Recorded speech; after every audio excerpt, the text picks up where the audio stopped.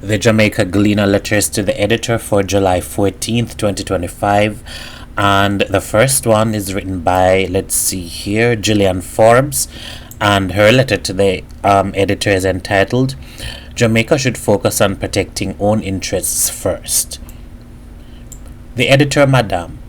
The recent discourse around the plight of Haitian migrants has stirred a necessary debate about Jamaica's national priorities and approach to immigration.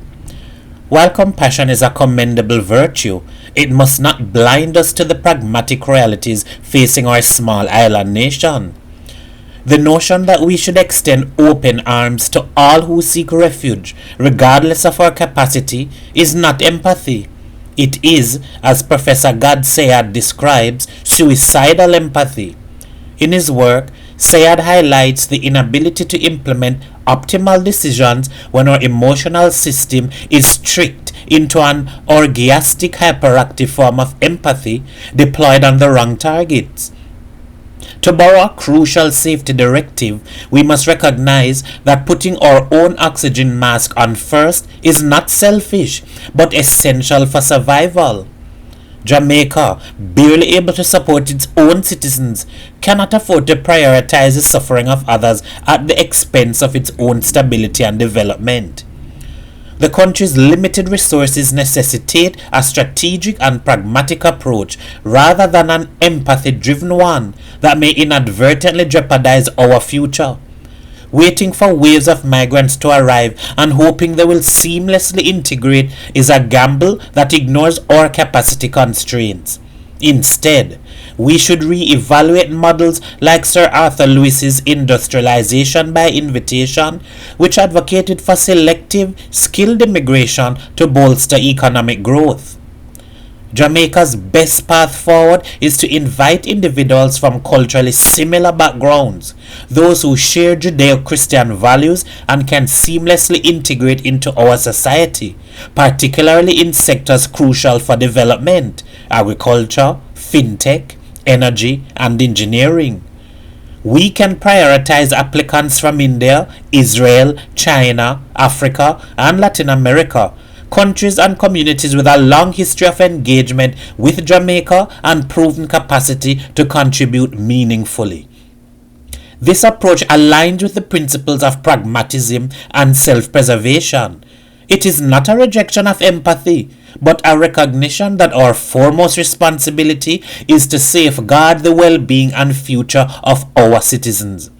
We must understand that true compassion includes ensuring our nation's stability and growth, which in turn benefits everyone. In short, Jamaica should focus on protecting its borders and prioritizing its own needs first. This is not about lack of compassion, but about responsible governance and ensuring the long-term prosperity of Jamaica. Our focus must be on strengthening our nation from within, which will ultimately allow us to be in a better position to offer meaningful assistance to others in the future. I am Jillian Forbes. Our second letter to the editor in the Jamaica Gleaner is written by Robert Dalley, and the title of his letter is Justice Served in Mario Deane's Case. The editor, Madam. The Gleaner on July 2nd published a news story titled Mercia Fraser Disappointed with Sentences of Cops Collared for Son's 2014 Death. I very much understand the disappointment which Mrs. Fraser has relating to the prison sentences for the police officers. However, the judge sentenced the police officers in accordance with the sentencing guidelines they were tried under, and concomitantly, having accepted a guilty verdict from the jury, he has handed down a fair, reasonable, and justified verdict in the case. In every single case, it is the duty of the sentencing judge to strive and aim to arrive at a just, fair, and balanced sentence.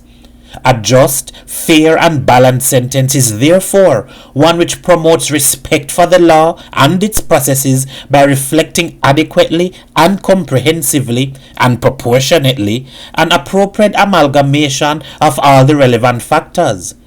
Such a sentence is expected to be one which fits the crime as well as the offender. Sentences should be proportionate to the gravity of the offense and the degree of responsibility of the offender. In this regard, I fully and totally agree with Justice Courtney Day on his sentences imposed on the 3 police officers. They were found guilty for the offenses which they were criminally charged. The jury found them guilty. The officers paid the penalty for the offenses which they so committed. Justice for Mario Deane's mom and family has been delivered, though they had to wait many years. I wish Mrs. Mercia Fraser all the best. I am Robert Dalley. And our final letter to the editor. This is actually the letter of the day for today, July 14th. And this letter was written by, actually it's anonymous, written by a concerned citizen. And the title is, Where's Jamaica's Future Beyond Beaches and Reggae? The editor, Madam. I have been fortunate enough to travel to many countries outside of Jamaica and the Caribbean. Yet, every time I return home, I am left with the unsettling feeling that our path to real development is not blocked by foreign powers, but by the very systems and institutions that claim to exist for our growth and progress. It feels as if we are forced to walk in shadows. Anyone who has interacted with people abroad knows how Jamaica is perceived. Ganja, reggae, dancehall, and sprinting. These are parts of who we are, but are they really all we can offer to the world in 2025?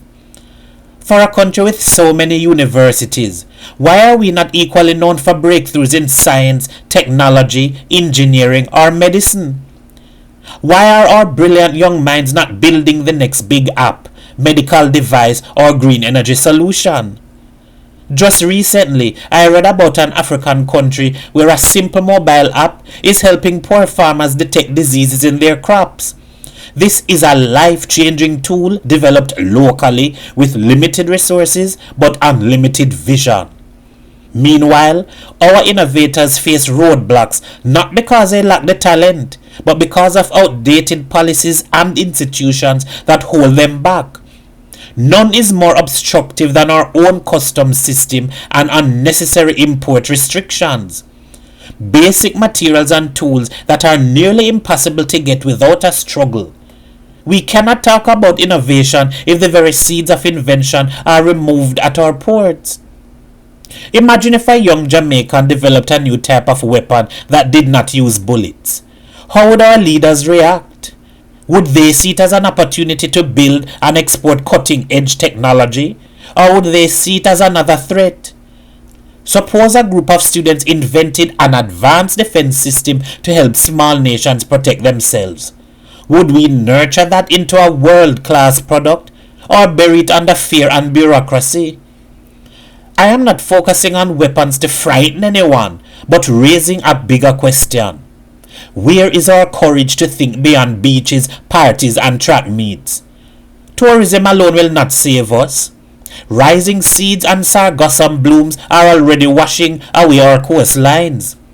Reggae and dancehall have been exported, repackaged, and claimed by others.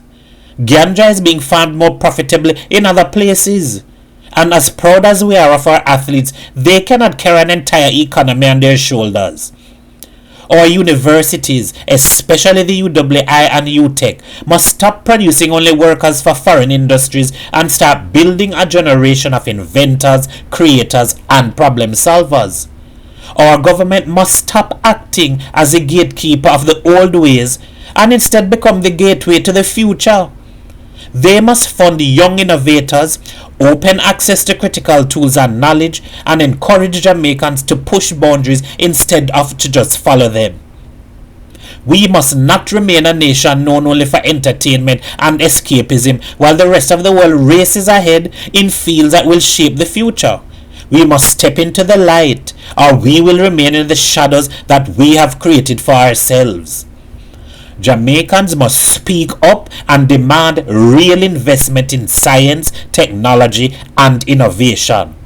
We must push our leaders to lift outdated barriers, reform customs rules that stifle progress, and create real incentives for research and invention.